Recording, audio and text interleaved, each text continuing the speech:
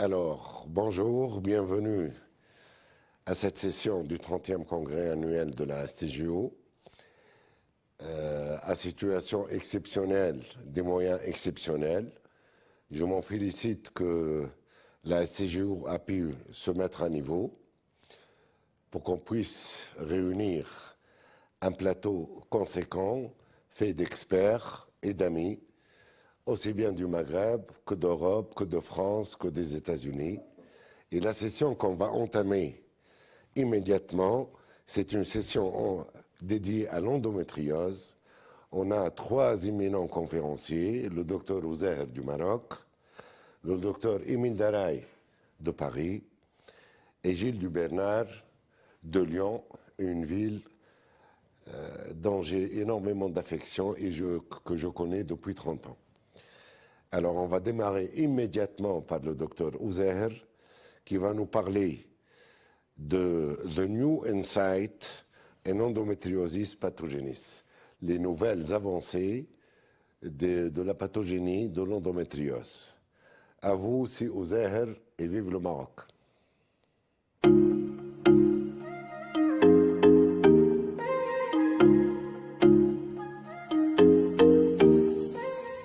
D'abord, je remercie toute l'équipe de la Société tunisienne de gynéco-obstétrique et je félicite professeur Atia pour la présidence. Donc, l'endométriose, qu'en est-il des origines de cette pathologie? Les objectifs de ma communication ils sont doubles. D'abord, diagnostic. Il faut trouver des biomarqueurs ayant une sensibilité et une spécificité acceptables et essayons d'oublier cette fameuse biopsie célioscopie qui est quand même agressif. Et le deuxième objectif de cette réponse à la question, c'est thérapeutique, c'est de proposer un traitement non hormonal, bien sûr, tout en espérant d'éviter une chirurgie qui récidive une fois sur deux. L'endométriose se définit par la présence hors de la cavité utérine d'un tissu endométriel qui est composé de glandes et de stroma. Elle s'exprime par le couple douleur et infertilité. C'est une maladie énigmatique qui est multifactorielle. Pour décoder cette énigme, plusieurs théories ont été avancées et la plus plausible, c'est la théorie de la menstruation rétrograde. Ce phénomène, il est physiologique dans 90% des cas. Pourtant, uniquement 10% des patientes développent l'endométriose. Ceci laisse supposer que d'autres facteurs associés sont associés à ce reflux pour expliquer cette pathogénie. Et je ne vais pas aborder le côté génétique et particulièrement le côté épigénétique qui est une piste très intéressante, mais je vais beaucoup plus m'étaler sur le dérèglement immunologique qui représente le centre de cette physiopathologie de l'endométriose. Au cours de ce topo, je vais essayer de répondre à 2 questions. La première, pourquoi les 80% de nos patientes ne développent pas la maladie malgré qu'ils ont un reflux utérotubaire et pourquoi les 10% et comment les 10% développeront cette maladie. Il faut savoir que le système immunitaire, il est fait de 2 lignes de défense. La première, c'est l'immunité innée, c'est en quelque sorte l'armée de terre de cette défense. Et la deuxième, c'est l'immunité adaptative, c'est l'armée de l'air de cette défense. Donc, pour les 80% de nos patientes qui échappent à la maladie, ils ont un système immunitaire qui est de bonne qualité. Lorsqu'il y a effectivement sur un reflux utérotubaire, cette cellule endométriosique se trouve coincée au niveau de péritoine et elle est considérée par le système immunitaire comme un agresseur, comme un corps étranger. Donc, la première cellule qui rentre en scène, c'est les monocytes. La première cellule qui rentre en scène, c'est les monocytes. C'est ce qu'on appelle les gyrophares du système, ayant comme conséquence, cette monocyte reconnaît la cellule endométriale par le complexe anticorps antigène. En plus, puis après, quand elle rentre en contact, qu'est-ce qui va se passer? Elle va avertir le reste de la troupe par un médiateur chimique qui est des cytokines pro-inflammatoires. Et qu'est-ce qui va se passer? Il y a un recrutement massif des cellules immunitaires, notamment les lymphocytes, les cellules, les NK, ce qu'on appelle les cellules tueuses, les cellules dendritiques et majoritairement les cellules, les macrophages. Donc, aussitôt ces macrophages, c'est ce qu'on appelle les ébouilleurs de péritoine. Ils reconnaissent la cellule endométriosique ectopique grâce à un récepteur qui est le CD36, qui est très important parce que ce récepteur manque en cas d'endométriose. Ils vont aussitôt l'ingérer, donc ils vont ingérer cette cellule endométriosique.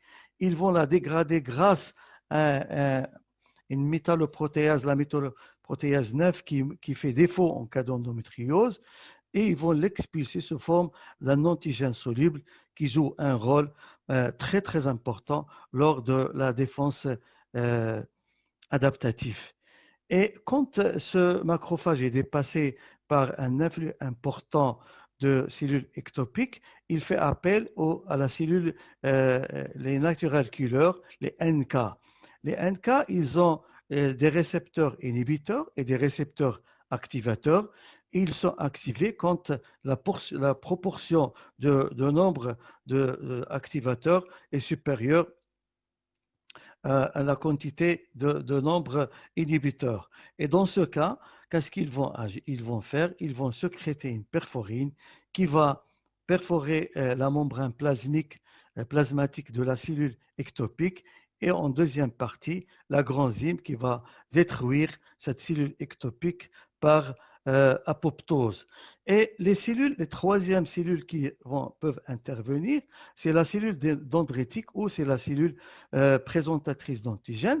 Donc, elle va repérer cet antigène soluble qui est relargué par la cellule, les macrophages. Elle va se diriger vers les ganglions secondaires, donc pour avertir cette deuxième ligne de défense qui est la défense adaptative et qui représente en quelque sorte l'armée de l'air de cette défense. Donc, en étant donc, au niveau de ganglions secondaires, elle va d'abord rencontrer les dirigeants et bien sûr les premiers, c'est les lymphocytes T4 grâce au récepteur CMH-TCR. Donc, ces lymphocytes vont se cloner, ils vont se multiplier et après, ensuite, ils vont se différencier en lymphocytes TH helper. Et ces lymphocytes TH helper, ils vont soit se différencier principalement en lymphocyte TH1 ou en lymphocyte TH2 et secondairement en lymphocyte TH17 ou T régulatrice. En plus, cette cellule présentatrice d'antigène, elle va à la rencontre de lymphocyte T8 via cette récepteur TCA-CMH. Qu'est-ce qui va se passer? Il y aura clonage de ces lymphocytes T8. Après, il y aura différenciation de ces lymphocytes T8 sous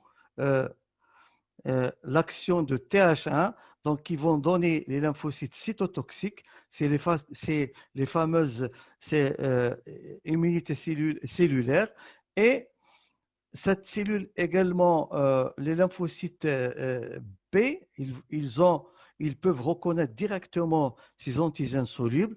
Qu'est-ce qui va se passer? Ils vont se cloner, se multiplier, et sous l'influence de TH2, ils vont donner la deuxième cellule effectrice qui est le plasmocyste et qui définit l'immunité humorale. Donc, pour dire que finalement, que ce lymphocyte T helper, c'est lui le maestro de cette défense adaptative parce qu'il permet soit de diriger la défense vers une défense cellulaire ou une défense humorale. Ensuite, bien sûr, ces cellules effectrices, ils vont descendre au niveau de champ de bataille, qui est bien sûr le péritoine, et comment ils vont agir? du côté de l'immunité de cellules cytotoxiques, ils agissent, ils opèrent de la même manière que les cellules naturelles killer. De côté de plasmocystes, ils vont agir d'une façon indirecte. Ils vont relarguer ces fameux anticorps. Les anticorps, ils vont se fixer, ils vont reconnaître la cellule endométrielle ectopique. Et c'est le macrophage qui va terminer le travail par phagocytose et bien sûr destruction de cette cellule ectopique. On peut déduire finalement à partir de ceci que le macrophage, en fait, c'est lui le maestro de cette défense. Et c'est lui qui se trouve actuellement, selon les théories récentes, au centre de cette physiopathologie. Parce que d'abord, il est recruté massivement, d'une part, 80% des cellules immunitaires, et de l'autre part, il intervient aussi bien dans la défense immunitaire innée et adaptatif. Et ce qu'on peut dire, ceci grâce à ses caractéristiques, ce macrophage, il peut changer, il a deux phénotypes, soit en M1, donc les M1 d'abord, il active massivement la défense immunitaire, il intervient lors du début de la réaction, donc il intervient à la phase précoce de l'agression, ils sécrètent beaucoup de cytokines pro-inflammatoires et leur rôle, bien sûr, c'est de détruire cette cellule endométriale par phagocytose. Donc, et la deuxième, il peut, ce macrophage, selon le stimulus, selon l'environnement où il se trouve, il peut se polariser en M2 qui ont une fonction inverse en M1. Ils sont anti-inflammatoires, ils sont immunosuppresseurs, il intervient dans la deuxième partie de la réponse immunitaire. Et leur rôle, bien sûr, c'est la protection et la réparation de tissus grâce à leur pouvoir angiogénique qui était très important. Et là, on s'est posé la question, puisque ce macrophage est aussi intéressant, sur l'origine de ce macrophage. Donc, il paraît que les macrophages résidant au niveau de péritoine qui sont à l'état dormant sont issus du foie fœtal, et ils peuvent également être directement recrutés par la moelle osseuse ou également ils peuvent être d'origine endométriale lors de ce reflux utérotubaire. Pour information, lors d'une agression d'un tissu par un agent pathogène, la première réponse de l'organisme, et bien sûr, comme vous le savez plus que moi, c'est l'inflammation. Il y a deux cas de figure.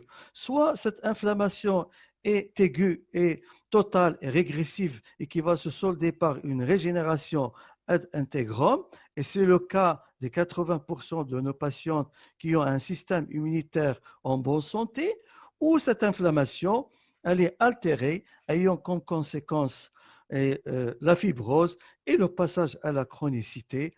Et ceci s'explique par ceci est secondaire certainement à une défense immunitaire altérée, et c'est le cas des 10% de nos patientes. Dans notre, euh, dans notre cas particulier, où l'agresseur est la cellule endométriale ectopique et l'agressé sur le péritoine, qu'est-ce qui va se passer lors de cette agression? Donc, la première étape de l'agression, bien sûr, c'est l'inflammation, qui est caractérisée par un recrutement massif des macrophages M1. Donc, le rôle, c'est la destruction, bien sûr, de cette cellule endométriale ectopique, c'est par phagocytose. Et la deuxième, la deuxième phase, c'est la phase de transition qui marque la fin de l'inflammation et la destruction totale de cette cellule endométriale ectopique. Puis survient ensuite la phase de réparation dominée par un influx massif de vaisseaux, donc cette fameuse angiogénèse qui est importante et nécessaire lors de cette phase de réparation. Donc enfin, un remodelage et maturation finale qui est caractérisé par la disparition de cette angiogénèse, d'une part, et le remplacement d'un tissu péritonéal détruit par un tissu identique à celui qui a été détruit. Ceci est une signature vers la guérison. Est-ce qu'on remarque ici qu'il y a un équilibre qui est très important, un équilibre entre les M1 et les M2, et un timing très précis entre le passage de l'inflammation à la réparation. Donc, une condition sine qua non vers une guérison et réparation, bien sûr, ad integrum de ce qui caractérise un système immunitaire en bonne santé. Et bien sûr, il y a un équilibre aussi lors de la sécrétion des cytokines. Vous avez des cytokines pro-inflammatoires au début qui diminuent après, et après vous avez les cytokines les médiateurs anti-inflammatoires qui sont sécrétés en deuxième partie. Maintenant, on va essayer de répondre à la deuxième question. Pourquoi les 10% des patientes échappent un système immunitaire et développent la maladie? C'est très probablement parce que ces patientes, ils ont un système immunitaire qui est défaillant, pardon. Aussi bien le système immunitaire inné que le système immunitaire adaptatif.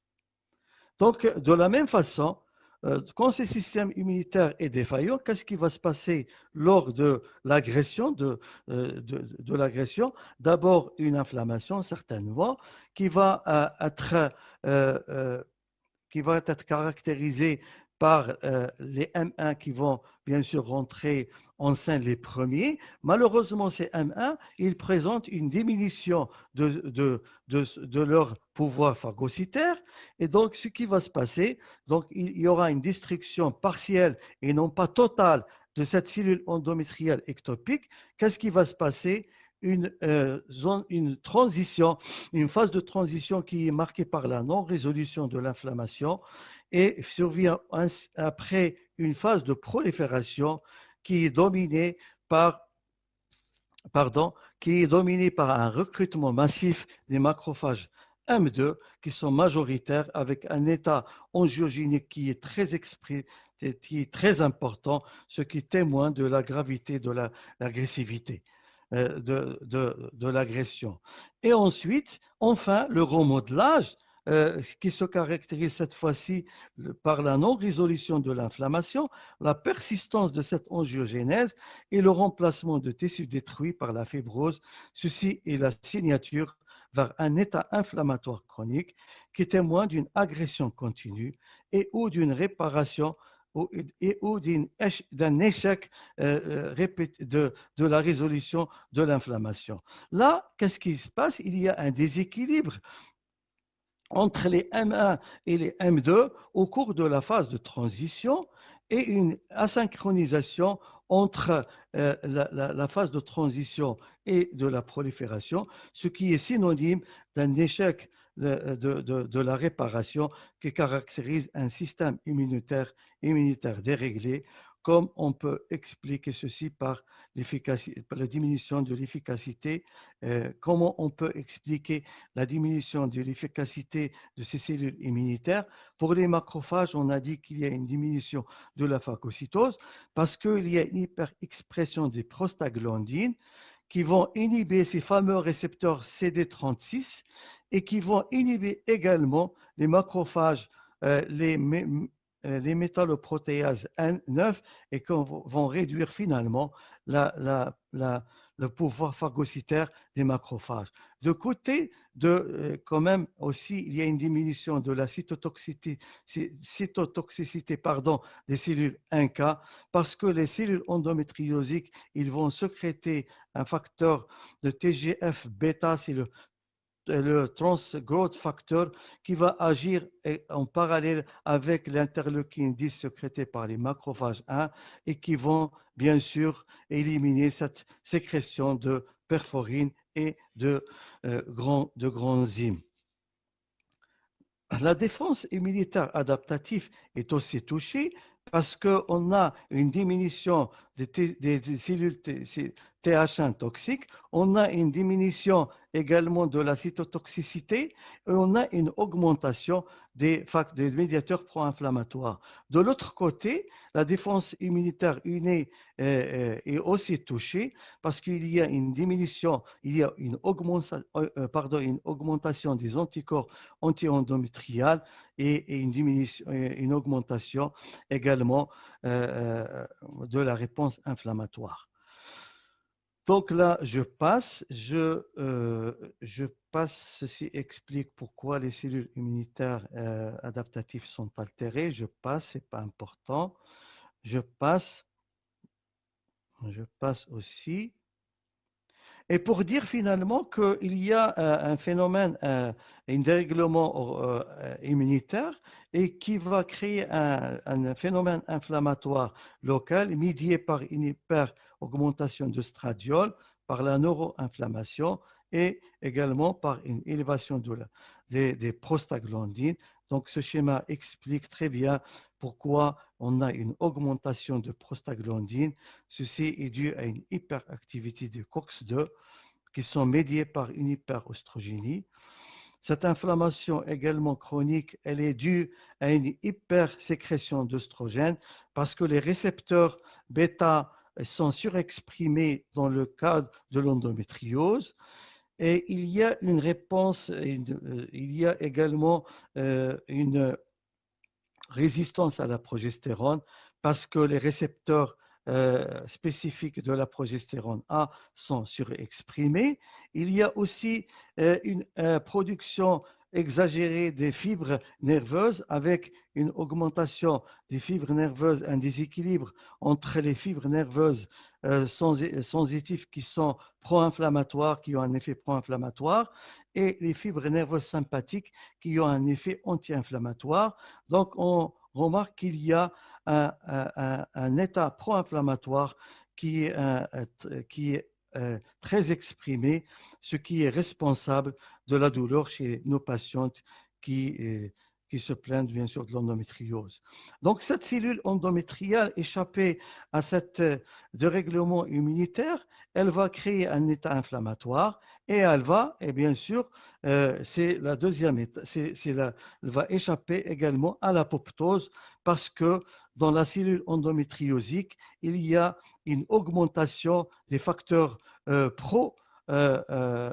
anti-apoptotiques et une diminution des facteurs pro-apoptotiques, ce qui fait qu'il y a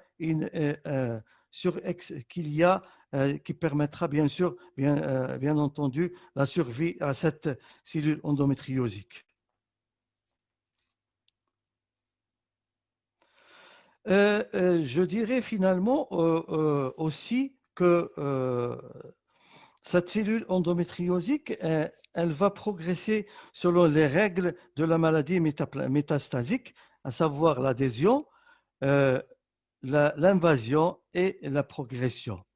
Donc, on peut dire que l'endométriose, c'est une maladie qui agit de la même manière que la cellule cancéreuse. Et pour information, je rappelle, la matrice extracellulaire, c'est une couche qui est faite principalement de fibres de collagène, permettant l'organisation intercellulaire. C'est en quelque sorte le squelette de l'épithélium. On a de l'autre côté les métalloprotéines qui sont c'est des enzymes qui vont détruire cette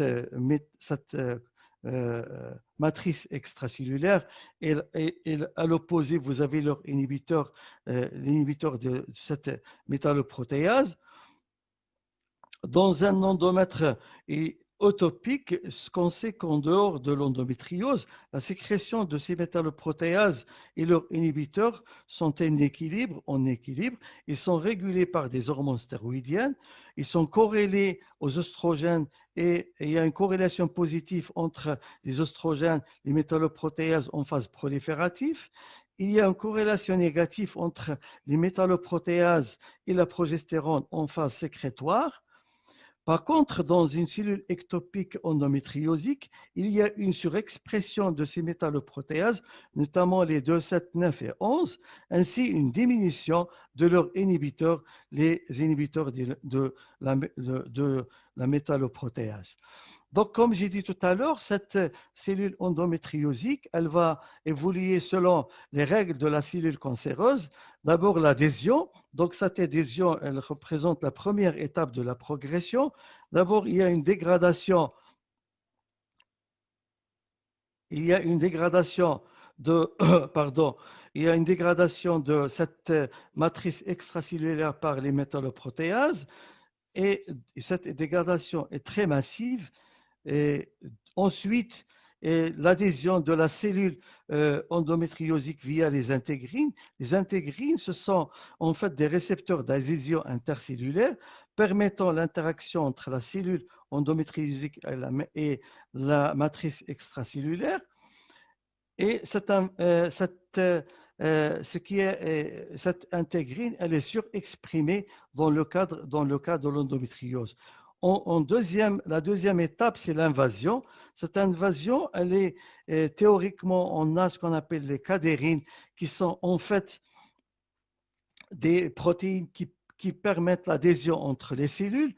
Dans le cadre de l'endométriose, cette cadérine est sous-exprimée, ce qui permettra la progression et l'invasion et le passage de ces cellules endométriales. Enfin, la troisième étape, c'est la prolifération. C'est la dernière étape qui va aboutir à la tumeur endométriosique. Et cette étape nécessite une angiogénèse très importante. Donc, en conclusion, je peux dire qu'on peut caricaturer cette cellule, cette pathogénie, cette physiopathologie de l'endométriose sous forme d'une histoire intitulée Voyage au bout de l'enfer, dont le personnage principal est cette cellule endométriosique. Après reflux utérotubère, cette cellule endométriosique arrive à échapper à un système immunitaire défaillant, ce qu'on appelle l'immunoscaping. Ensuite, il va utiliser les failles de ce système pour créer un état inflammatoire chronique qui est médié par les fibres nerveuses, par cette hyperénervation et hyperostrogénie. Et cet état inflammatoire, c'est un état qui est obligatoire, sine qua non, à la survie de cette cellule endométriosique. Et enfin, cette cellule va progresser selon les règles de la maladie métastatique, à savoir l'adhésion, la progression, l'invasion, la progression, et elle finira bien sûr avec cette maladie, ce qu'on appelle, c'est la maladie endométriosique. Et je vous remercie.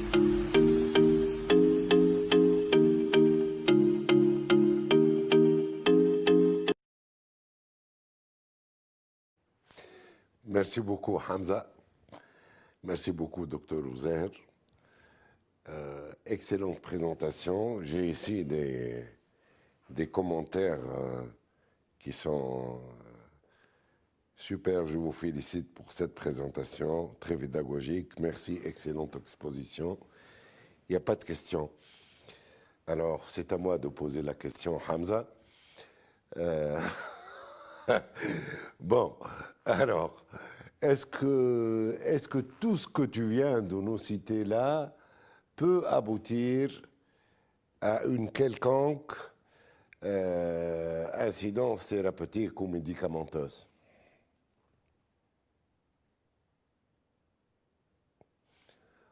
On n'écoute pas là.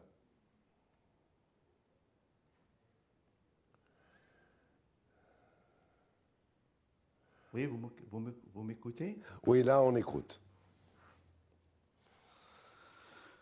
Justement, je n'ai pas parlé d'autres, parce qu'il y a des études maintenant qui sont ciblées sur le macrophage. Et c'est vrai que c'est difficile, mais c'est une piste de recherche. Il y a aussi, je sais que toi, tu fais allusion à la cellule souche. D'ailleurs, je te félicite pour l'article que tu as édité en 2014, qui est très excellent. Et je n'ai pas eu le temps de m'attarder, de parler de cette cellule souche. D'ailleurs, le dernier article que j'ai lu il y a une dizaine de jours, il paraît qu'il y a un biomarqueur de cette cellule souche qui est prélevée au sang menstruel, qui est équivalente à la cellule souche de la couche basale et qui peut déboucher vers un biomarqueur moins invasif. Il y a certainement beaucoup de choses qui se disent en matière, comme j'ai dit tout à l'heure, l'objectif de ces connaissances physiopathologiques, je pense que c'est l'avenir. Il est double. D'abord, c'est de trouver des biomarqueurs pour éviter cette fameuse biopsie-célioscopie. Et les pistes de recherche, ils sont énormes, notamment dans le cadre de l'épigénétique. J'en ai pas parlé parce que c'est aussi important. Et cette épigénétique qui va soit méthyler, par exemple, si on prend la surexpression des récepteurs oestrogéniques, qui sont responsables d'une hyperostrogénie, alors on s'aperçoit que sur le plan épigénétique, ils sont méthylés. Donc le fait de déméthyler ces récepteurs, on peut arriver à bloquer ces récepteurs et réduire cette hyperostrogénie. Je pense qu'il y a beaucoup de choses à dire en matière de soit des biomarqueurs, soit des thérapeutiques. Je ne sais pas si j'ai répondu à ta question, Issa. Et comment Tu m'as rappelé ces deux articles, mais moi je voulais passer à justement une autre suggestion. Oui, effectivement, en 2014 et 2015, j'ai édité deux intéressants articles sur les cellules souches sur la plateforme électronique de Nature Publishing Group, qui est Frontier. Un à Christine Winch des cliniques Saint-Luc de Bruxelles et l'autre pour Jean Bouquet de la Joninière. Mais tu as bien fait, tu es au courant, Hamza. L'épigénétique est très importante et je pense que les articles et les travaux de Jean Bouquet de la Jolinière peuvent aboutir à une quelconque impact thérapeutique. Parce qu'à la fin, nous, ce qu'on cherche, c'est réduire l'impact thérapeutique et éviter au maximum de recourir à une chirurgie mutilatrice parce qu'en fine, c'est ça. Si on laisse évoluer l'endométriose, on va se retrouver dans des stades avancés et ça sera la course à la performance chirurgicale. Et moi, au bout de 30 ans d'endométriose, on se connaît depuis assez longtemps, Hamza, au bout de 30 ans, je mets de l'eau dans mon vin et je pense que l'endométriose est une maladie qui peut être guérissable par des médicaments, voire des techniques alternatives, mais sûrement pas par une chirurgie mutilatrice. Et j'enchaîne immédiatement, justement, pour la chirurgie, avec